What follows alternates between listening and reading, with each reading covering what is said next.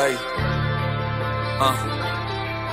hey, hey, yeah, hey, what a time to be alive. I left them for dead, now I'm living right. No new friends, no new advice. That was high then, but we got bigger heights. We got bigger fish to fry. Bet on myself, then I roll the dice. Man, it ain't a gamble if you know you nice. Welcome back to Dawn a Dream Podcast. I'm your host, R.A. Man. This is the #1 podcast in Dallas, Texas. We got a very special guest here in the building today, Mr. Paul. How do you say your last name? Bolu. Bolu. Yes. Paul Bolu. Yes. And what's the name of your company? D818 Consulting. D818 D81 Consulting. D818 Consulting. Yeah. D818. Pull that sucker up if you don't mind. Yeah. D818 Consulting. CEO and founder of D. Say it again. D8. D818. D818. It's from Deuteronomy. You can ask me the question over there though. So if you want to start again, you can ask me what D818 mean. What does it mean? We started already? Yeah, we're on. Okay. We're relaxed, man. We don't gotta worry too much. Okay. D8 is from Deuteronomy in the Bible. Okay. Because I'm a believer. Okay. Yeah, it's from Deuteronomy 8:18. When you read that place of the Bible, it says, when you get to the land, you remember I'm the one that give you power to make wealth. Power to make what? Yeah, wealth. Wealth. Okay. To create wealth. Okay. Wow. Yeah, which the word power is from the Hebrew word, which means ability to reproduce. So there's a dimension of God within us that gives us the ability to create wealth. Wow. I love that name. Thank you. I love that name. Thank you. That's amazing.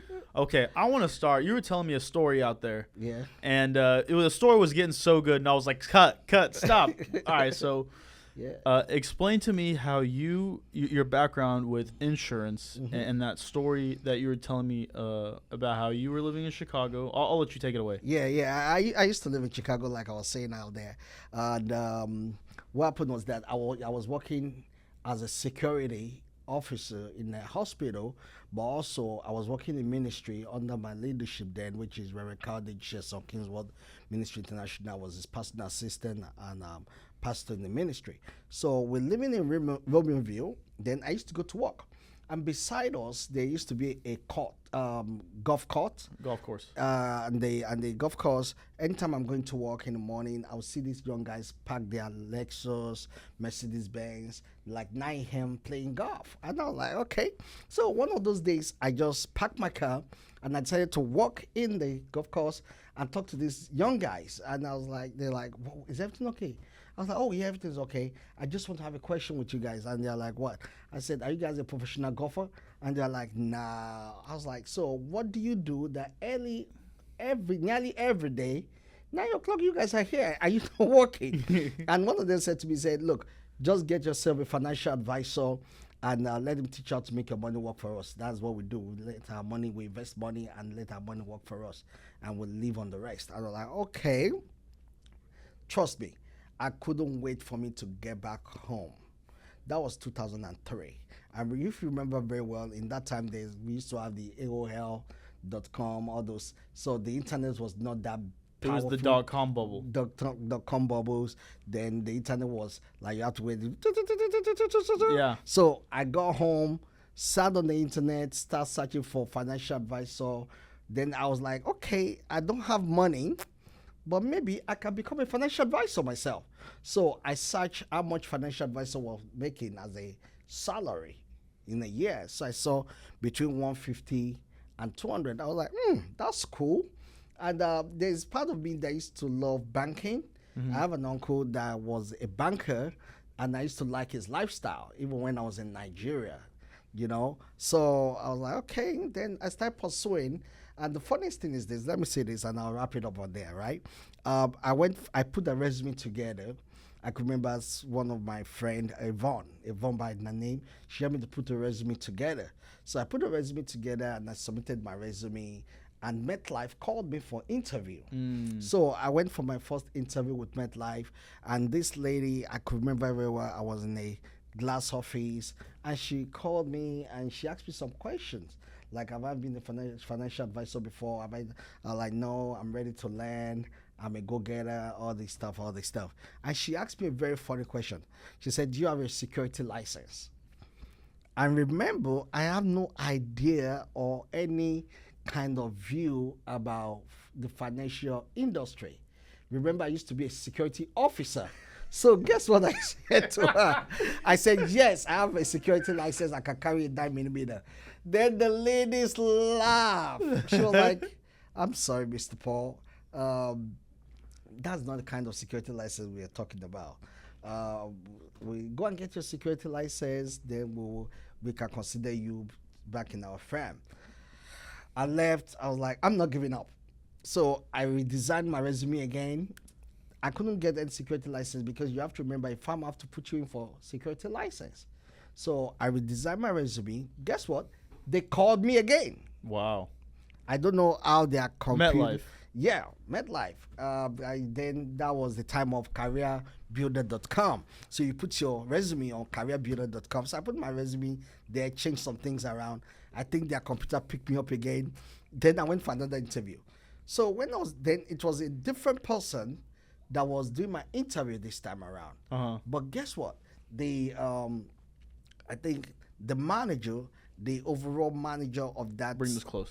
The overall manager of that department of that chapter of MetLife, it noticed me the first time I came, but I never knew that this guy noticed me. Mm-hmm. So the guy was with his teacup, nice looking man, elderly guy. His mustache was like this, those kind of England kind of style. I mean, looking clean. I was like, man, I'm gonna make money from here. Sharp. The man was looking so sharp. So the guy walked into the guy said, I know you somewhere. I was like, no, you don't know me. I've never met you before, sir. He said, I know you. Then we started talking. It was like, where are you from? I said, from Nigeria. They started mentioning some names in the city of Chicago that are doing well, which I am aware of. I said, do you know this guy? I said, yes, I know him. He said, do you know this guy? I said, I know him. They said, oh, I remember you. You are the security guy. I said, yes, sir. He was laughing. He was like, you came back? I said, yeah. I said, I want this. He now look at the lady and say, hire him. Wow. That's how they gave me my first shot. So I started my financial career with MetLife. Wow. Yes. So yes. okay, you get your foot in the door at MetLife. Yes. And you're doing you're a financial advisor. Yes, I started learning from them. Start working. I got my what do you call it? My insurance license. So you started with insurance first. I started with insurance and annuities. Then it's supposed to take me some couple of time to get my security and things like that. So I was making my sales. But most of my sales were more of insurance and annuity then, and I was making my sales. Then in 2006, I moved to Houston. So the game plan was to move to another office of MetLife in Houston. Then I came across Transamerica. Okay. Interesting. Okay, so Yes. hang on. So you first get into the insurance industry in 2003. Yes. And what is it Actually, like? it was 2004. 2004. Yeah. So you step into the insurance industry in 2004. Mm-hmm. What is your first impression of the industry? Are you seeing a lot of people make money? Are you seeing the impact that you have on lives? What is it like? Take me through 2004. Actually, when I came into the industry in 2004, it was so funny because I began to understand the power of insurance. Okay. I began to understand a lot of things about the industry, about IUL, about the annuities, and I was like, nobody educates us about this stuff. Then I took it. Then also you have to remember that when you're working with this big firm, your real target was people with good incomes. Mm-hmm. So they have to tell you, this is your target. So my target were people that are making between 150 upward, 200 upward. Yeah. So I have to start learning how to join the golf club, how to join the business, some other business. Chamber of Commerce. Chambers of Commerce. So you step into the industry, and the people that can afford those products and services are only higher identity, higher income people. Higher income people. And that was what I was trained for. Okay. But that is not the way it's supposed to be. But that was what I was trained for. So when I saw the model of Transamerica, that this information is for everybody, Okay. I became a more crusader. You understand what I'm Yeah, saying? yeah, yeah. Because especially from Africa, nobody taught us about that. Nobody taught us the power of insurance, the power of IUL, the power of annuities, how to save our money, tax-free industry. Nobody taught us about all those stuff. So when I saw what Transamerica was doing, which is another company, which I don't want to mention too much, I became more interested. Like, look, this is something everybody needs to know about.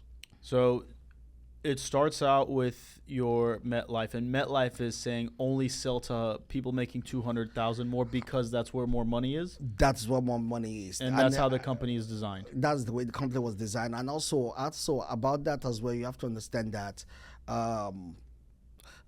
also there's a psychology that people that are making more money understand the rules of money.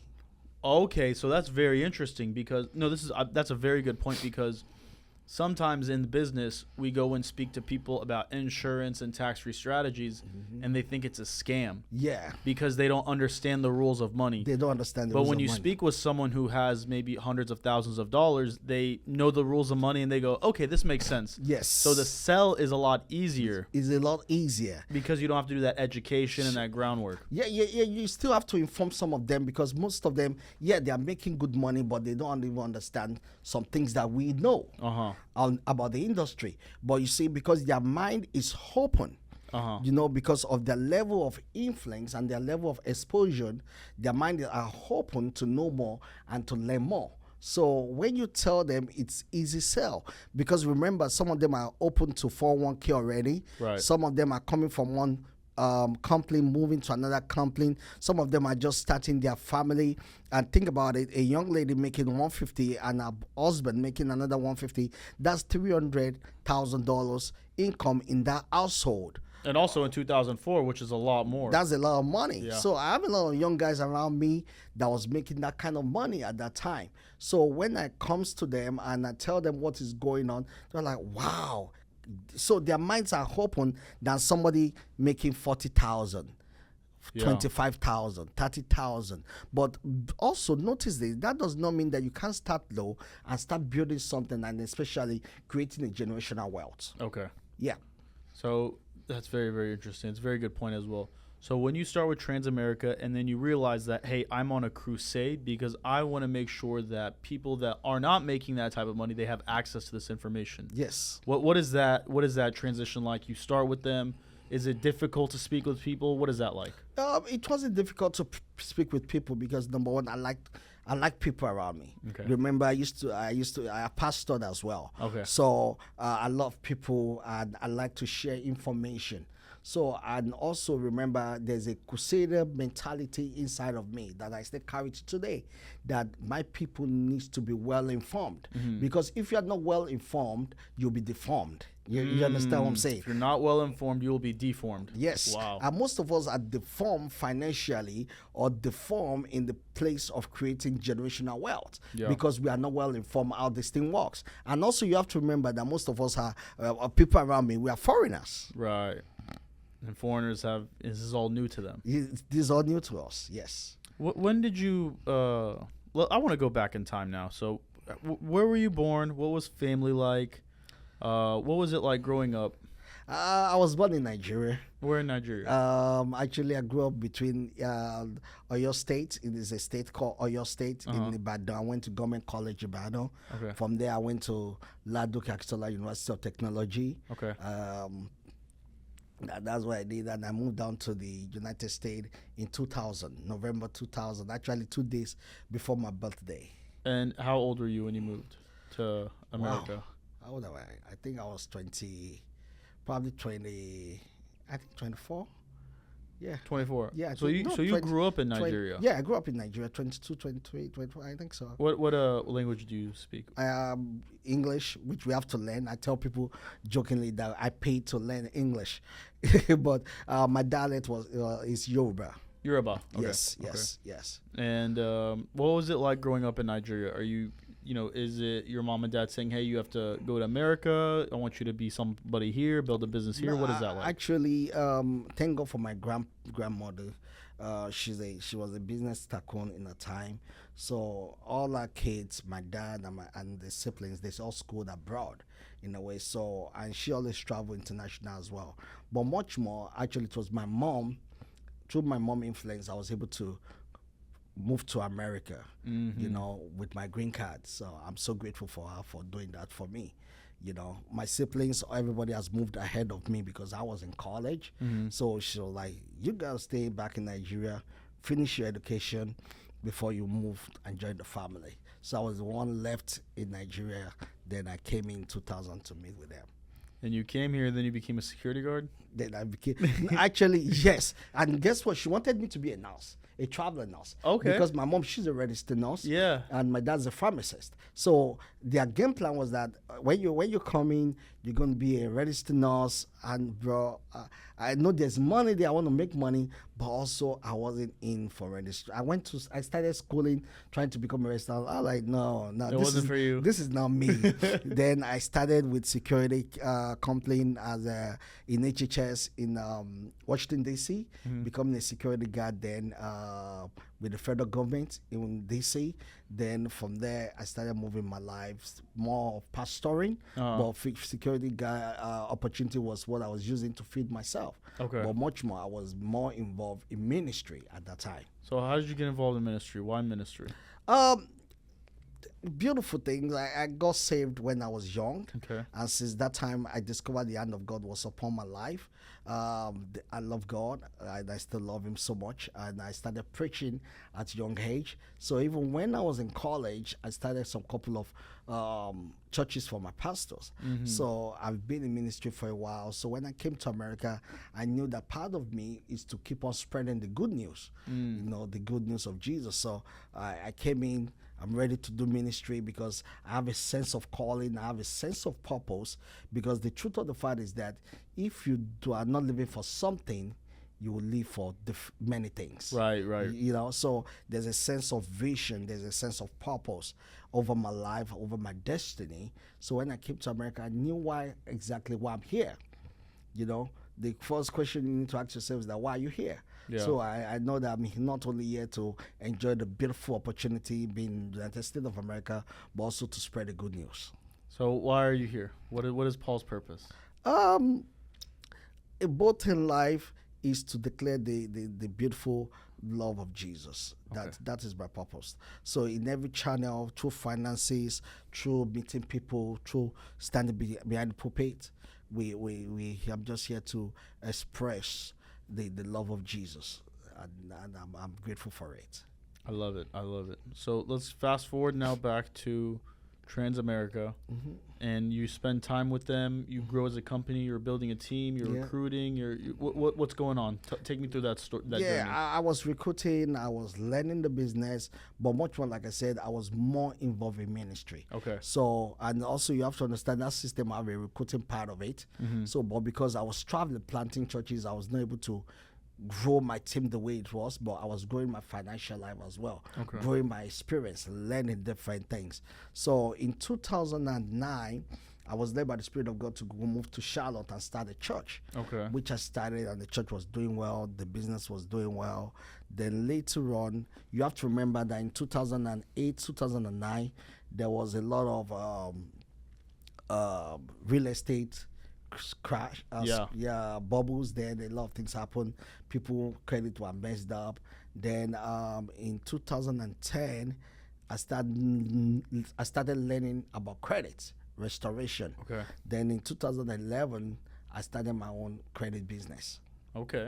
Yes. So you're doing ministry, and then you moved to Charlotte, and this is during the real estate crash.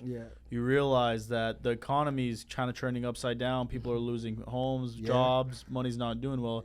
And through that, how did you find credit? Like how did that start? Actually, it was a very funny story. I don't know whether you know this guy called Andre Couch. He was one of the Grammy award winners then. Is a believer, is a Christian musician as well. He has a church in Beverly Hills. So I was invited in 2000 and I think it was 2009. I was invited to minister in their, actually 2009, 2010. I could remember I was invited to minister at their church. So I went there to preach the gospel, and it was such a great honor. I enjoyed myself with Andrew Crouch, blessed memory. Then there was a lady there that she was into real estate. Actually, she was my connect to Andrew Crouch ministry. So when I went back to Charlotte, to my base, she called me one day and she was like, "Hey, Dr. Paul, how good is your credit?" I was like, "My credit is good. I think it should be good." I was like, "What's going on?" She was like, "I want to flip a property in Beverly Hills on your name." And I was like, "Okay, let's see." They pulled my credit. My credit was 700 score, but had some derogatory items in it. So she was like, "Oh, don't worry, I'll give it to a firm here. They're going to remove the derogatory item for you." So that's why I was like, "How can they do that?" She was like, "Oh, there are people that restore credit." I was like, "Okay." So since that time, something began to click in me because I never knew that you can restore your credit. Remember, I'm from Africa. Number one, nobody taught us about credit, how to use credit. We don't know nothing about credit. My first credit card that I got, I thought I'm going to spend it and max it out on the Christmas time, buy gift for everybody, the one that I love and the one I don't love, you know. But nobody taught us about credit. So I started learning about credit by myself, started making some research. So when she said to me that they're going to restore my credit, at that time, something popped up in my spirit, in my mind. Like, okay, so your credit can be restored. Then I started making my research. Those people, the company in Beverly Hills, I called them many times, paid them, but they couldn't get to my file because remember at that time, a lot of people credit was messed up. So they have a lot of files, bigger files, richer people than me, paid them a lot of money to restore their credit than me. Until one guy walked into my office. I can never forget this guy. He's still my friend today. His name is called Anthony Grant. Anthony came to my office and said, "Hey, Doc, I was told you want to restore your credit." I was like, "Yeah." He said, "I can help you." I was like, "Stop lying to me. I've asked a lot of people that have paid different people. They cannot do it." He said, "Don't worry. Try me out." So I paid him a couple of thousands of dollars. And in 45 days, he came back to my office and said, "Hey, Doc, let's look at your credit." I was like, "Okay." Boom. It was restored. I was like, "Woo, how do you do that?" He said, "That's what he does." Then I started sending people to him, and they were paying him $8. So one day I was like, "Hey, Anthony, I'm not paying you. I'm not sending you a referral anymore. I want you to teach me how to restore credit." So he was like, "Okay, I'm going to charge you this so amount of money," which was thousands of dollars. And I was like, "Okay, I'm going to learn it," because I've seen how many customers I've brought to him. And I've seen how much income he has made. So, and I was like, okay, I have a big market, African market. You know, nobody taught us about credit. Most of us, our credit is messed up. So that's how I got into the industry. I paid him. He trained me. Then I started building my own company. So you found value, and then you found a mentor that was able to teach you. Yes, I found a mentor. I believe so much in mentorship, bro. Why? Oh, wow. Because number one, I've discovered that if you don't have a mentor, you'll be tormented. Because mentors are gate openers. They shorten the time for you. What you're trying to do, somebody have done it before. They tell you, the question is this, you should ask yourself, did I want to go through the experience of pain to learn it, or I want to see somebody that have done what I'm trying to do and let him tell me, avoid this puddle, do this, and shorten the time. Yeah. You know, every great player, no matter how great they are, look at Michael Jordan, he has a coach. So you in every dimension of life, you got to have a coach. The disciples of Jesus was their coach.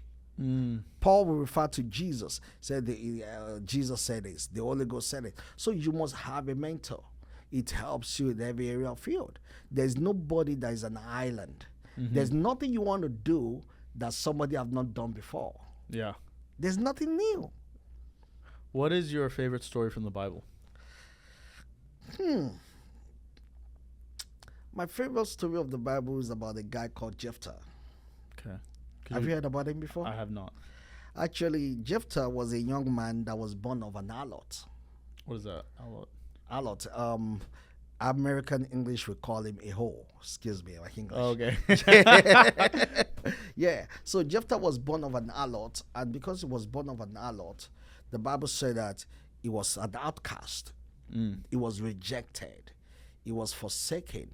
Everybody looked at him because of the situation of his birth. But you have to remember that was not his fault. Right. So it was rejected. But the Bible said that Jephthah went to a land, and in that land, God began to mentor him. He began to develop on his skills until a time came. There was an opportunity, and everybody that has forsaken Jephthah have to return back to Jephthah and say, "Come and rule over us." So what that taught me is this: that no matter the situation around your surrounding, you can change it. You can change it. You don't allow your background to determine the mark you're gonna make in life. I love it. So you're decided to start a business in credit, and you already have a market. So was it easy building a business? Is it, you turn it on, you're rich? No way, bro. Bro, no way. You want me to tell you one of my greatest pain? Yes. Being in Nigeria in a way, but also is a blessing. Huh. You want to know why? Because think about it. When you talk about Nigeria, the first thing everybody thinks is they are fraudsters. They are fraud. They are days. I'm sorry, that's what they call us. So now think about it: a Nigerian guy restoring people's credit. The first thing people ask me is this: is my social security secured? Yeah. After they have already messed up their credit. So I have to do more works Yeah. to gain people's confidence, to gain people's trust, and also to gain the clientele. But I'm so grateful to God, though, because since the time I've been doing my business, we've not have any bad turnover. You've had nobody, No bad turnover. no bad turnover. Got you. Or anybody said, "Oh, my identity was stolen because Right. my information was with your company." Thank God. So yeah, so I'm really grateful for that. But also, bro, it's a lot of work. Why was it hard? What's it like starting a business from scratch? And No, it's because number one, the stigma on you. You're a Nigerian and you're a fraudster. You're a fraud. Or they're gonna steal my identity. so it's overcoming that stigma, like you said. So Yeah. what are you doing to make sure that you gain people's trust? You build those relationships. How are you, doing that to instill confidence in the new people so that they can earn your business? What are you doing in those times? Just be myself, and also you have to understand that you're having a good report, a good result. Your referrals. Actually, most of my business has been built on referrals for the past 13 years. Okay. I have never done any ads. I've never done any ads. No, most of my business has been referral based. So how do you build the referral base? How can someone listening that is maybe a business owner and trying to grow their business via referrals? What's the best way to make sure that you have a strong network of referrals coming in for business? Number one, I'm still working on this myself. Okay. Let your clients have the best experience, Okay. customer experience. Call them, talk to them, let them know what's going through. No matter the process, hey, this is where we are. This is what we're doing. And when they see the kind of result and they're happy, they will be happy to ask for referrals. Most of us don't ask. Okay. So you got to ask. We got to ask. Hey, closed mouth doesn't get feed. I love it. Yes. Okay. Yeah, so you got to open your mouth and say, hey, I want some referrals right there. Am I able to get you a good job? Are you happy with the service? Yes. Please, can you tell your people about us? Wow. Yes. It's so simple. So simple. But you got to ask. But also make sure that and also you have to understand the fact is the truth of the fact is that you can't make everybody happy. Mm-hmm. Some people are not still happy, but some people are happy. So the one that are happy, we always give you the referrals. Okay. Yes. So then you build your business on credit. You're getting referrals, and what time period is this? When did you start your business? 2011. 2011. Yes. 11, and then You have it still to this day. I still have the credit business. So you have the credit. So when does it start? Going from 2011. When does it become like you don't have to worry about it anymore?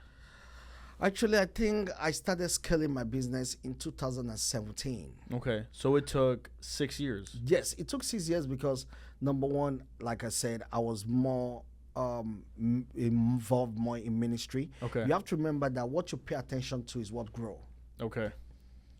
Do you hear what I said? What you pay attention to grows. What you pay attention to grows. So it was paying my bills, but I was doing more of ministry. So when I moved down to Dallas in 2017, I said to myself, I need to build this. Okay, so you're building this in Charlotte. Yes. You're still in Charlotte. Okay. I was still in Charlotte. I was still building. Then in 2017, I moved down to Dallas. I pay attention to it, and boom. Why did you move to Dallas? I was led by the Spirit of God. I knew things were changing in my life. It needed some new, fresh place. And I prayed. I was thinking about Canada, really. I Wow. was thinking about Florida. Okay. And Dallas also was there. And then I came to Dallas 2 times.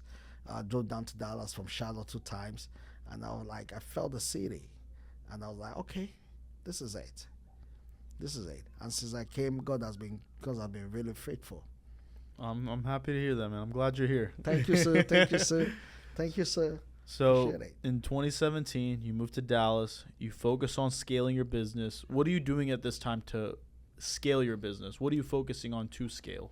Number one, getting myself known in the community. Okay. So how are you doing that? Meeting people. Meeting. People. Okay. Meet somebody, introduce me to another person, and giving those people the best of what I can do in my environment. And also, I was going for a lot of training because Okay. the industry was changing as well. A lot of things was changing in the industry, so I was exposing myself to training. Okay. I was posting every day on social media, and that's all I was doing. I was just meeting people, getting to become the mayor of my city. One of my coach, his name is called Derek Harper. He's one of the big guy in the credit industry. I remember one of the meeting training I went with him. He said, "Make sure you are the mayor of your city." Mm-hmm. You know, he said, he said, you can do credit everywhere in America, which is true. He said, but let your city knows you. Mm-hmm. And I discovered that, that's true. And I said, okay, my community will know me. That when they're talking about the credit complaint among the Nigerians, the first thing they will talk about is Paul Bolu. And that's when they started calling me the credit preacher. I love it. So you're becoming the mayor of city. You're going to events, meeting people, shaking hands, building relationships. Once you build a relationship, you say, hey, could you introduce me? Asking for referrals. Yeah. And it's just all groundwork. It's all groundwork. It's all groundwork. And and then what's happening from 2017 to like 2020? The business grow. It's growing. You're scaling it. Grow. Okay. Grows. And then, so you stopped doing insurance back in 2011. 11. Yes. You go into credit. Yes. And then how many weeks, month ago? Actually, February 14th. Valentine's Day. Valentine's Day.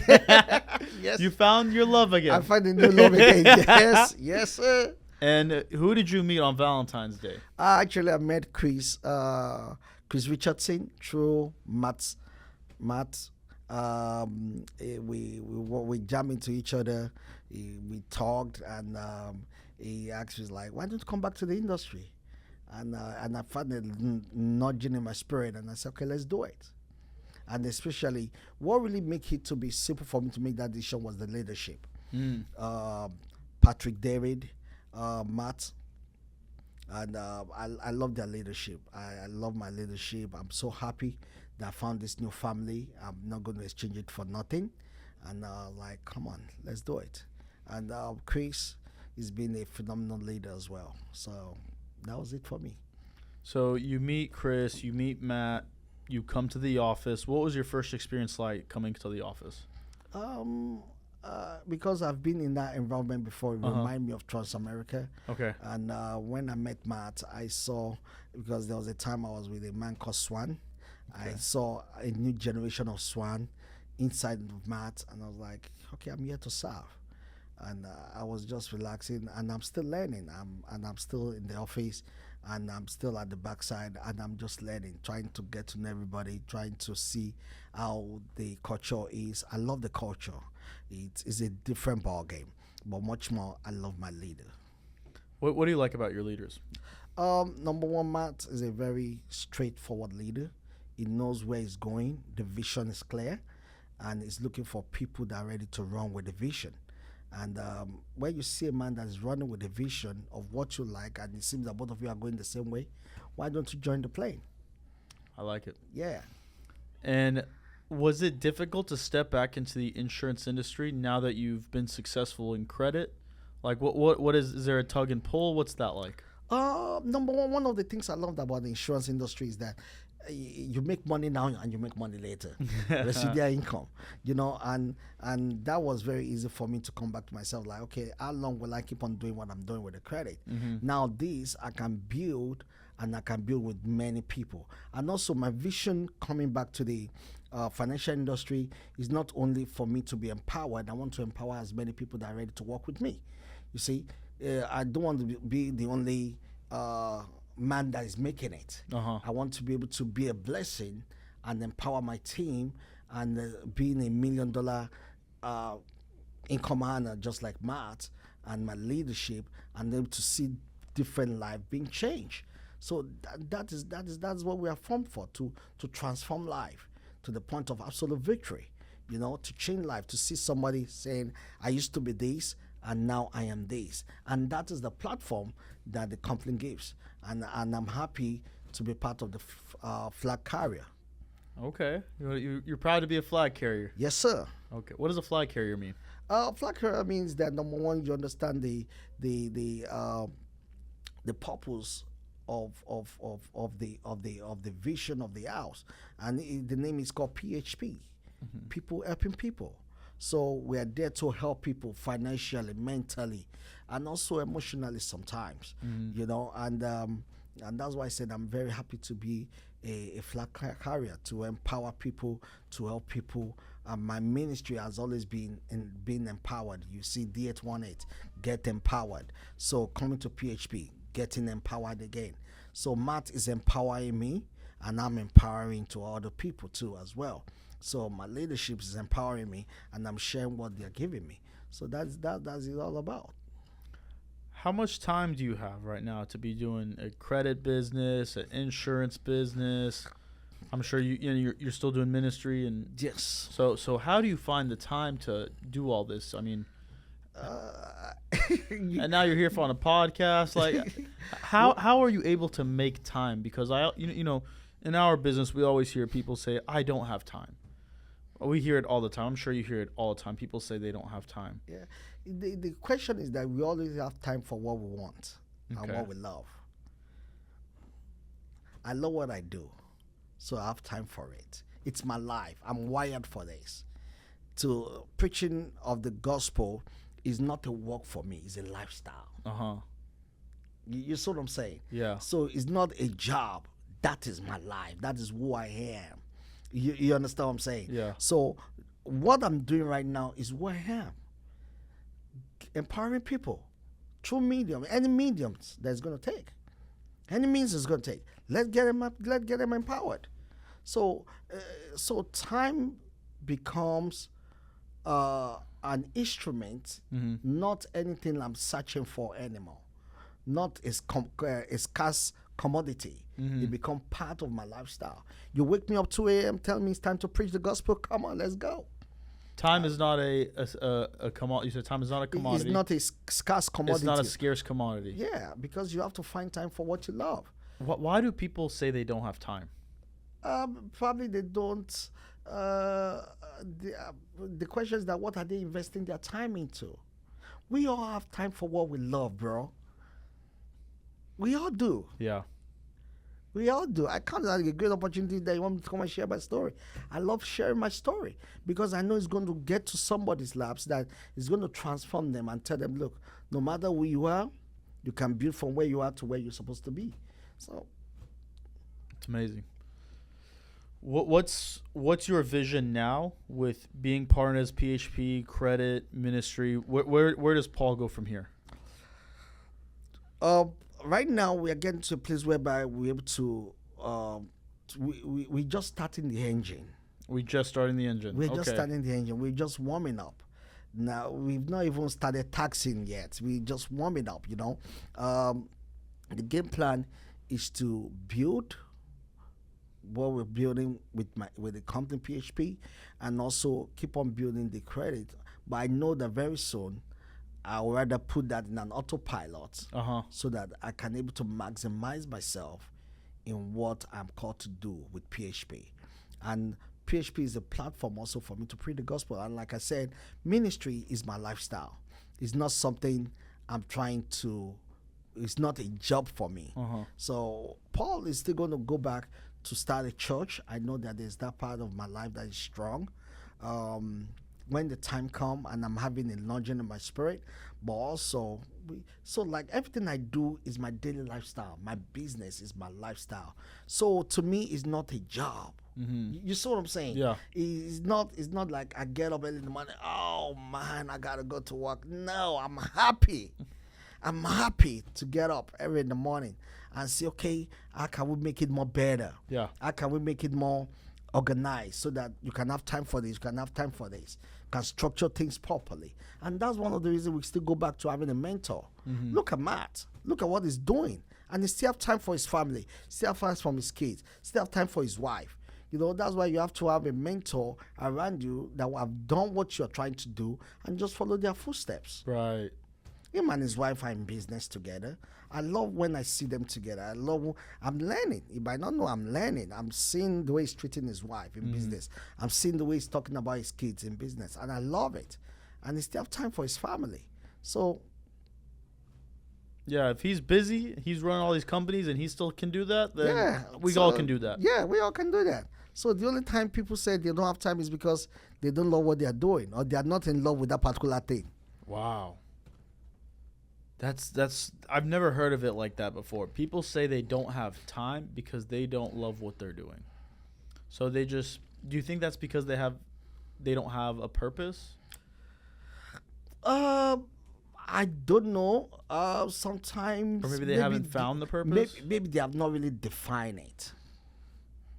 Yeah. Like you gotta really know, why are you here? Like I know my purpose in PHP. I know what I'm there to do. Yeah, and people just, they haven't found that yet. Yeah.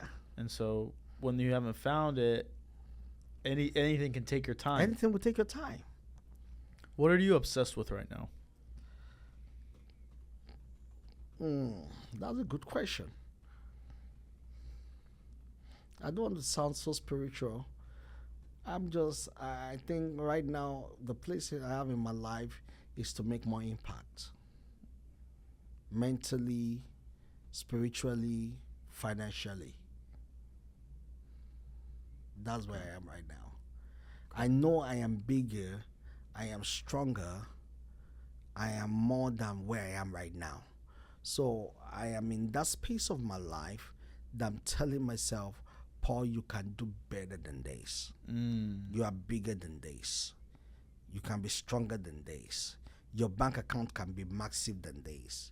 Your impact can be more massive than this. I have plans that I've not even tapped into. You understand what I'm saying? Yeah. So that is where I am right now. I'm in the place of recreating myself to get myself to the next level where I need to be, financially, spiritually, mentally, and emotionally. What's a dream that you had that you've achieved? A lot. Building ministry, I've achieved some part of it, but I still have some that I've not yet. Making money, I've made money, but I still want to make more, and thank God for that. I think I have what it takes and the instrument to make that. So there's still. Why do you need to make more money? What is the money gonna do for the impact that you want to create? Bro, to create some impact, you need some good money. Like what? Like what do you want to do? Like one of my assignments in life is to help people, especially back in Africa. Okay. You understand what I'm saying?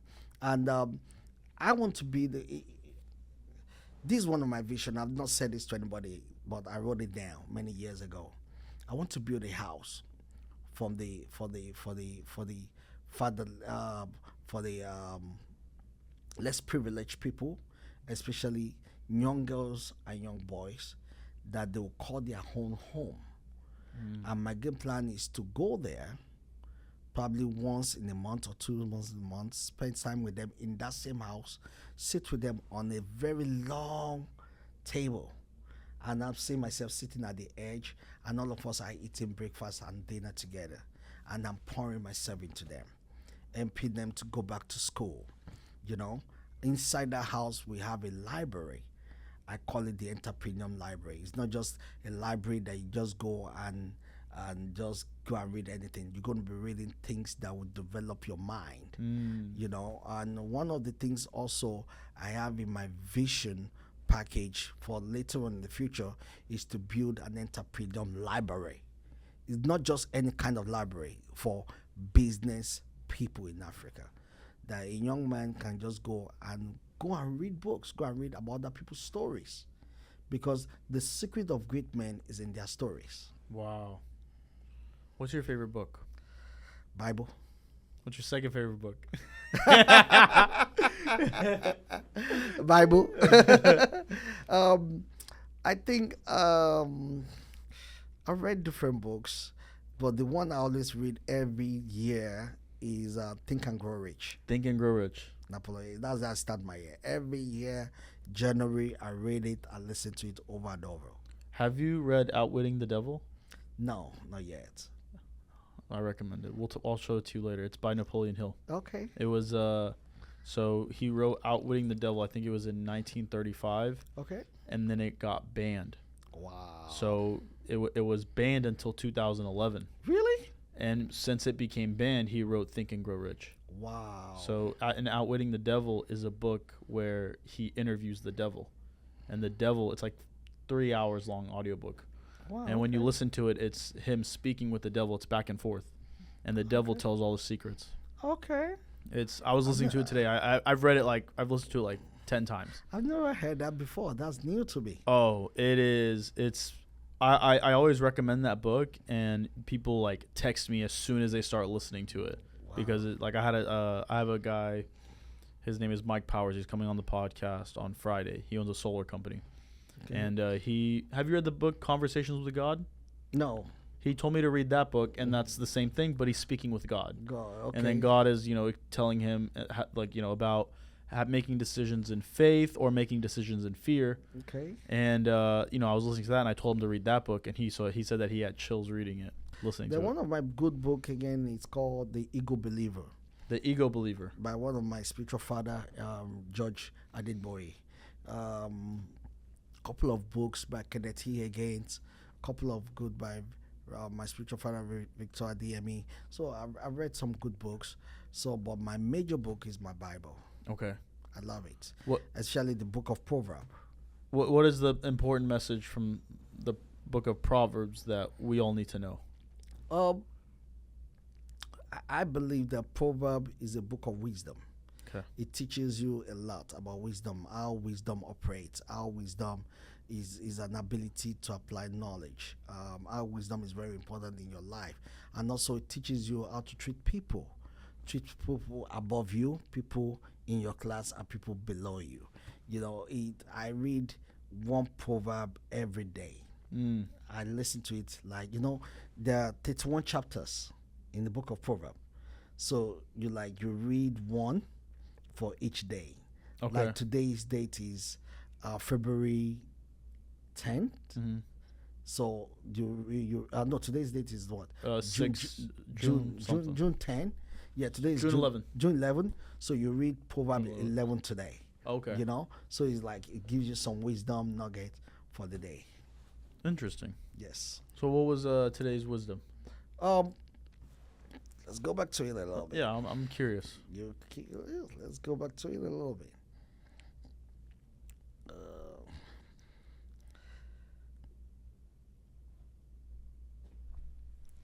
I love your style, man. Appreciate it. I remember when you first walked in, we're like, "Who is this man?" And then he's on the leaderboard, and then the one of the first introductions I heard of you was Michael. He goes, I want y'all to meet the mayor of the city. And we're like, is he really the mayor? No, I love him so much because he's a wonderful guy. You know, one of the things about the book of Proverbs today was like, it was talking about pride. Okay. And like pride will make you fall. Pride is a shame, you know, and also riches do not profit in the day of wrath. You know, talking about righteousness, talking about riches, talking about the way of the wicked, you know. So the book of Proverbs is just a book full of wisdom. You know, it tells you that one thing that God hates is pride. A lot of people works in pride. There's a difference between being self-confident and being prideful. Number one, I cannot deal with a proud person. But also, you gotta be confident in what God has given to you. But also, there's a difference between you being confident in the gift of God upon your life than being prideful. What does being prideful mean? Like, how does someone walk with pride or do business with pride? And not confidence. Number one, when you see, like, you've been around Matt, you see that Matt is a very humble and confident man. Yeah. He talks to everybody, even the little kids in the office. Yeah. A prideful man will not do that. Interesting. Okay. Oh, you are not in my level. Oh, they look down on everybody. Oh, I don't talk to those kind of people. Don't come around my circle. What's he wearing? What? They size you up. Okay. You know, leaders. If you look at Patrick is a down-to-earth guy. I try to listen to every of his podcasts every day. Yeah. A down-to-earth man. I love his spirit.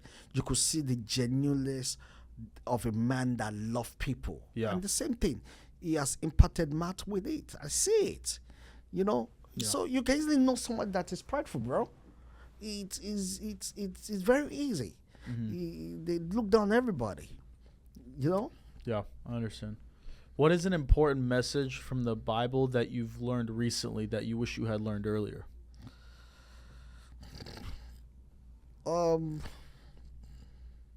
That God is our Father.